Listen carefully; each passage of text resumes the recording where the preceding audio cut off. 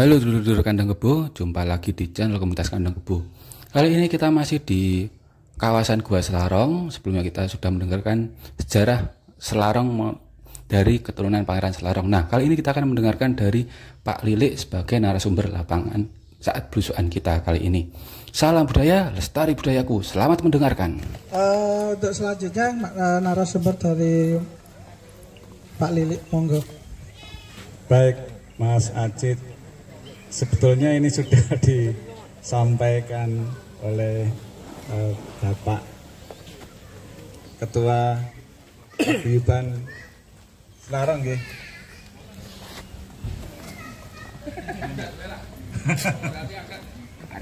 warga. Jadi benar apa yang disampaikan tadi bahwa Selarong ini merupakan tukar guling.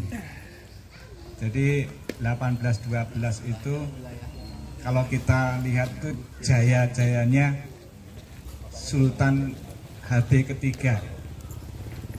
Saat itu Diponegoro jadi penasihatnya. Bahkan HB3 itu ingin agar Diponegoro itu tinggal di keraton. Tapi Diponegoro tidak mau karena dia senang tinggal di Tegalrejo. Sehingga kalau tadi ada tukar guling itu memang wajar karena Diponegoro memang menyukai Selarong ini. Bapak Ibu jangan dibayangkan bahwa Selarong itu hanya nanti yang kita lihat. Di babat Diponegoro versi Manado, Diponegoro mengatakan bahwa Selarong itu menjadi kota besar. Besarnya melebihi kota Yogyakarta. Karena memang saat itu tanpa diperintah Diponegoro banyak orang simpatisan Diponegoro datang ke Selarong. Ini kata Diponegoro, jadi sumbernya itu. Diponegoro juga mengatakan bahwa di Selarong ini itu apa-apa murah. Barang-barang itu murah semua. Sehingga orang senang tinggal di sini daripada di Yogyakarta.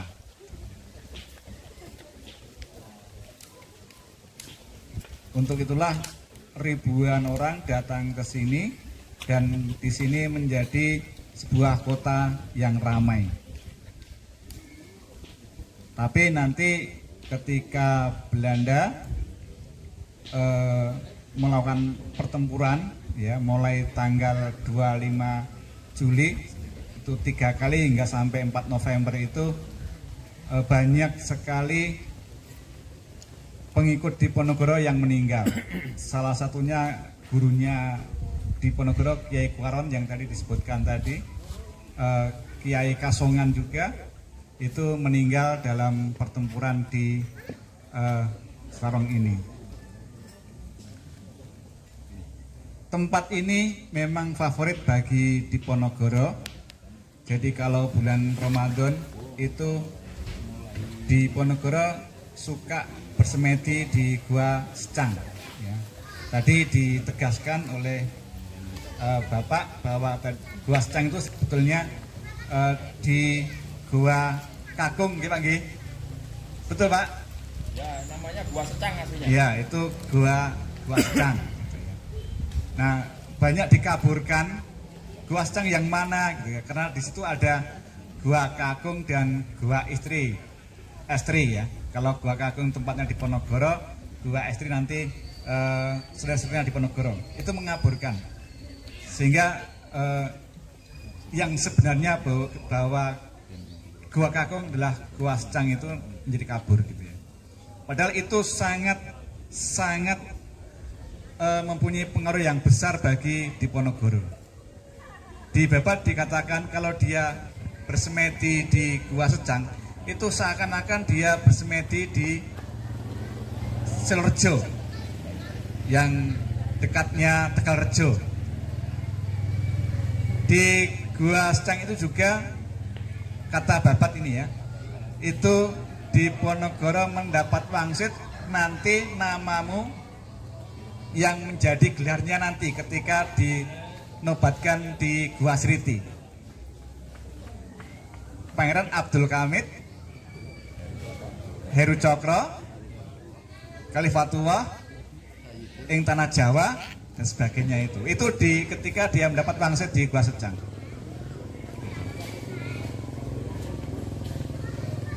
Nah, nanti sampai di Sorong ini nanti akhir 1825.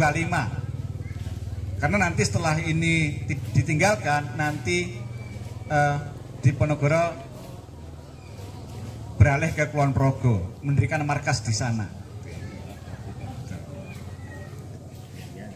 Sampai nanti perang di berbagai front. Nah, memang Diponegoro dalam perangnya itu dibantu oleh banyak petani, Bapak Ibu. Mayor Stuart itu membuat sebuah memorial bahwa petani-petani di sawah itu menyelipkan kerisnya itu di pinggang gini. Nanti kalau misalnya ada Belanda atau perang itu kemudian dia ambil, dia kasih gagang, terus tiba-tiba disudukkan gitu ke tentara kolonial. Itu yang sangat ditakuti oleh tentara kolonial. Jadi memang dikatakan bahwa perang Diponegoro adalah perang semesta. Artinya apa? Artinya bahwa semua elemen masyarakat itu terlibat. Petani, santri, ulama, haji, pangeran dan sebagainya. Nah, di sini ada intrik Bapak Ibu. Jadi Diponegoro itu mempercayakan itu sepenuhnya pada para kiai. Nah, para pangeran Jogja yang ikut Diponegoro itu merasa tersingkirkan. Ada intrik seperti itu. Jadi merasa terpinggirkan. Untungnya ada Pangeran Mangkubumi, sesepuh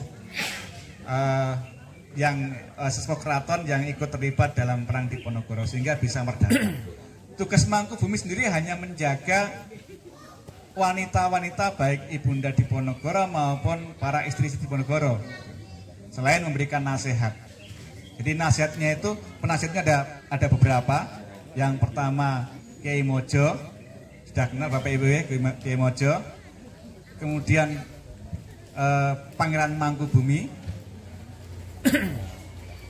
Kemudian Pangeran Ngabeyi atau Pangeran Joyo Kusumo.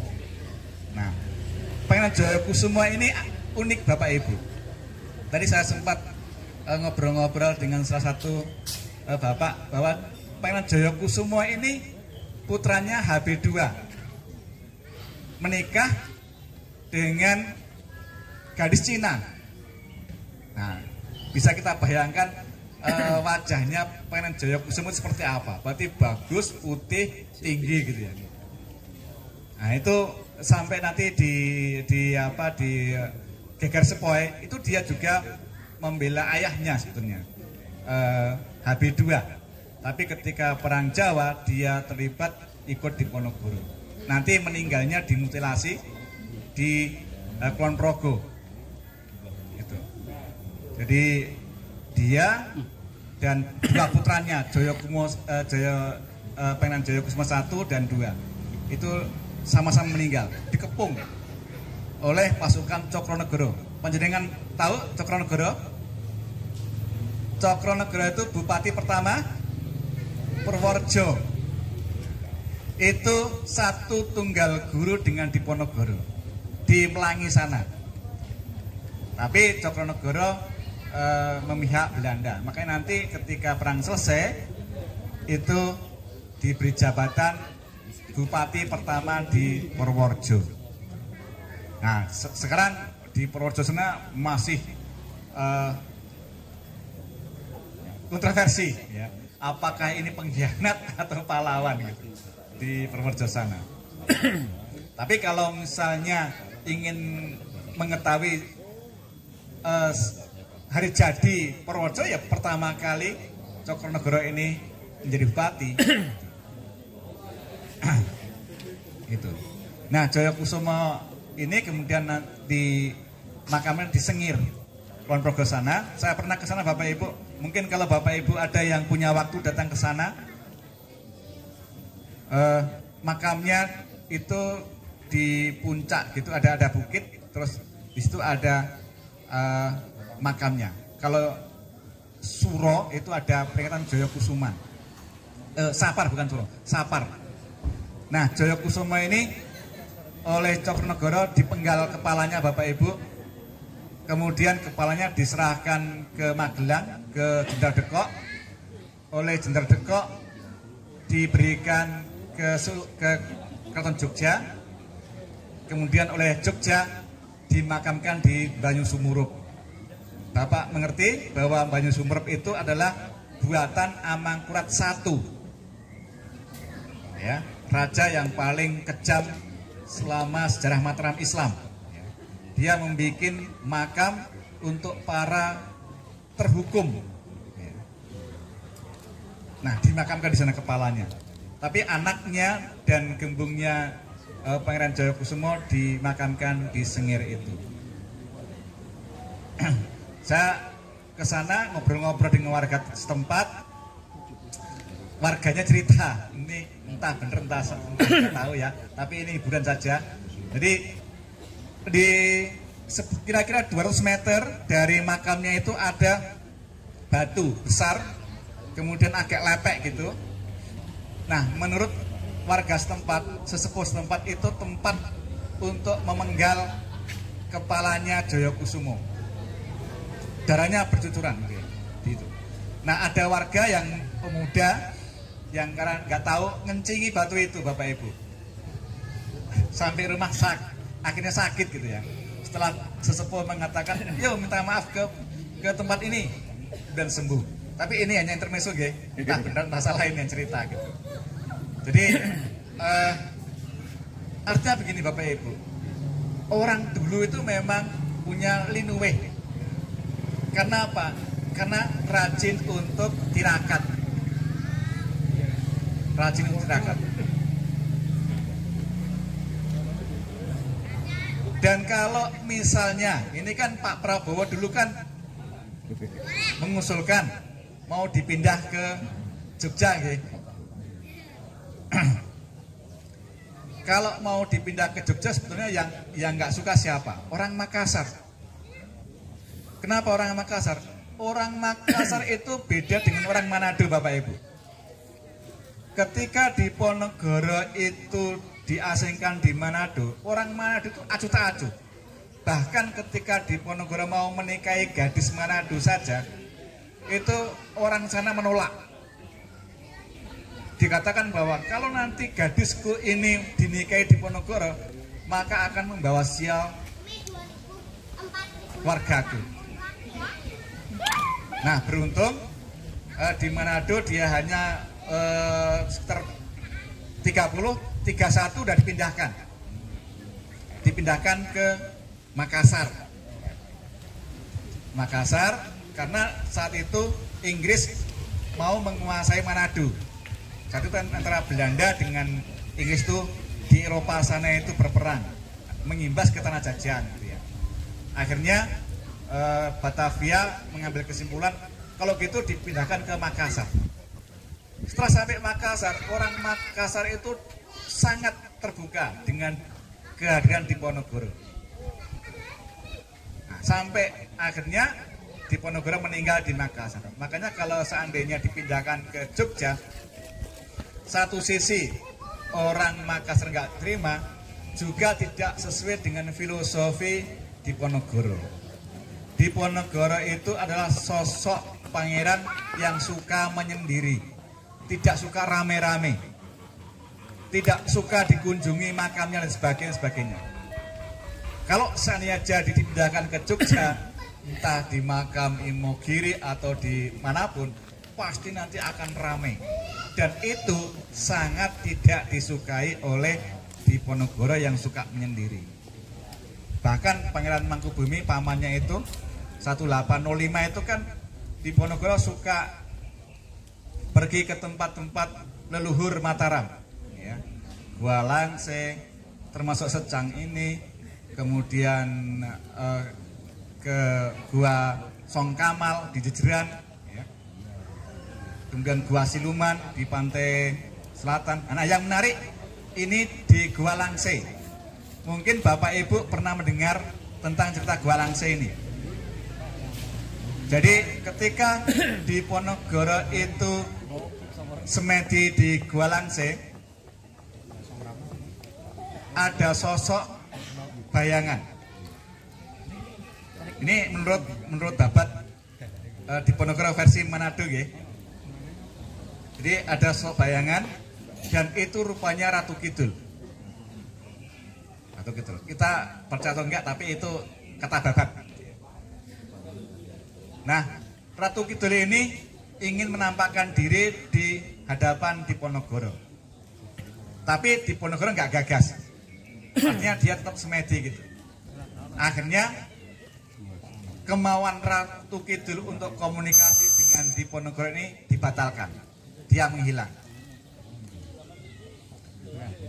20 tahun kemudian terjadi perang Jawa sekitar tahun 1827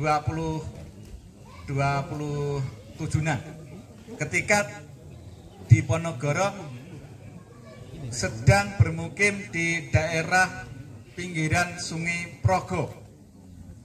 Diponegoro itu kan suka semedi. Nah, di sana dia semedi. Kemudian datanglah Ratu Kidul lagi. Terjadi komunikasi Bapak Ibu. Ratu Kidul bilang, Diponegoro, saya bisa menghabisi musuh-musuhmu Belanda itu. Tapi dengan syarat doakan saya agar saya menjadi manusia kembali. Ini kata Babat Diponegoro. Bisa panjenengan bersama. Apa kata Diponegoro? Diponegoro bilang, saya perang dengan Belanda itu manusia dengan manusia. Saya tidak bisa menolong Ratu Kidul.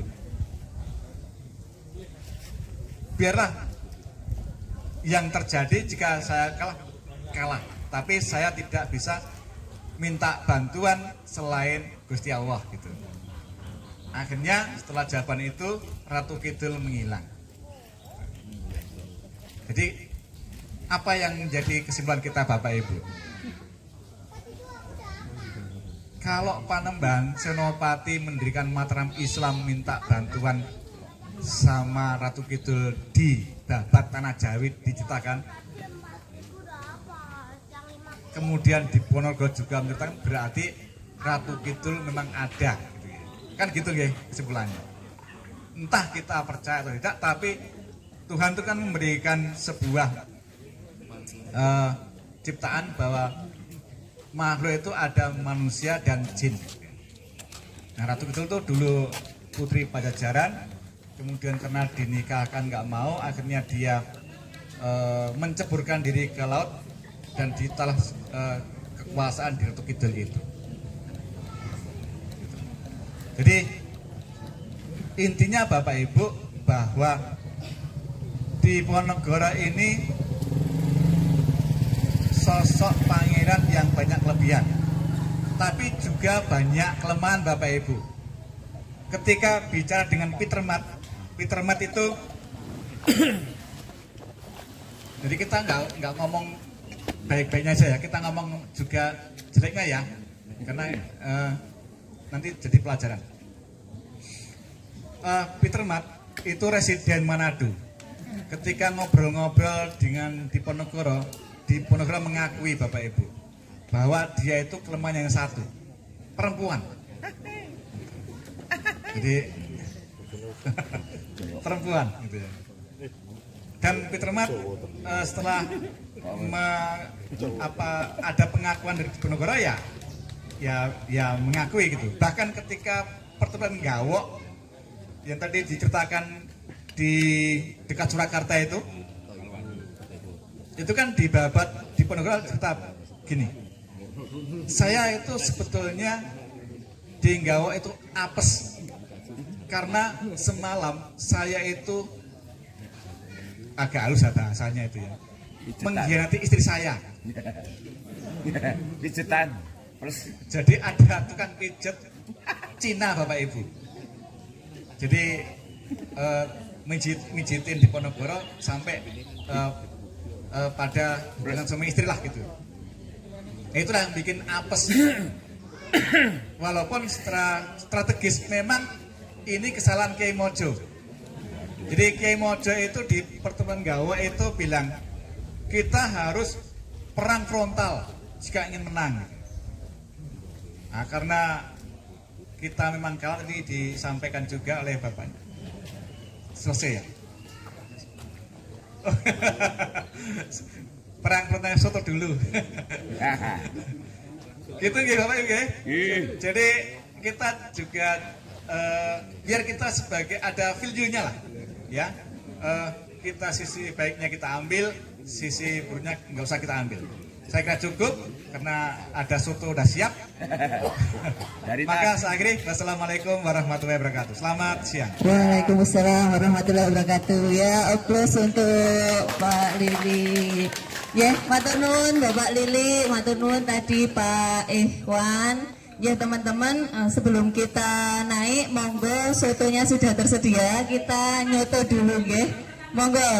Baik dulur-dulur, dengar sendiri sudah saatnya nyoto. Nanti kita untuk di Gua Selarongnya itu kita akan di lain konten. Dan terima kasih yang sudah nonton.